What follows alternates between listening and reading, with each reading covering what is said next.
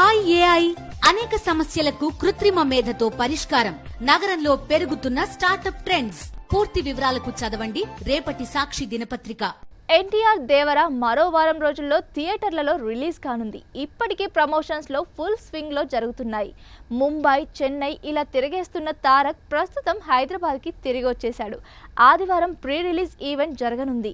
మరోవైపు దేవర ఇంటర్వ్యూలు ఒక్కొక్కటిగా రిలీజ్ అవుతున్నాయి. కొన్ని రోజుల క్రితం ఆలియా భట్, కరణ్ జోహార్ ఎన్టీఆర్ ది రిలీజ్ కాగా ఇప్పుడు తెలుగు హీరో తారక్ కొరటాల శివతో విశ్వక్, సిద్ధు చేసిన ఇంటర్వ్యూని ఇప్పుడు రిలీజ్ చేశారు.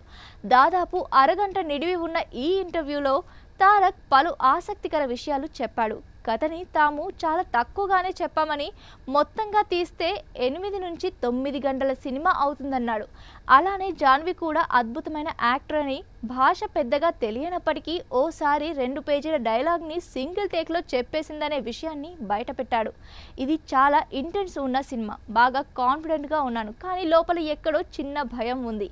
ఈ సినిమా ఆడాలని నేను చాలా కోరుకుంటున్నాను, ఎందుకంటే ఇంకా చాలా చెప్పాలనుకుంటున్నాం. ప్రస్తుతం కొంత చెప్పి ఆపుతున్నాం, తప్పలేదు. మొత్తం తీసుకుంటూ పోతే దాదాపు 8 నుంచి 9 గంటల సినిమా వచ్చేది అని ఎన్టీఆర్ చెప్పారు.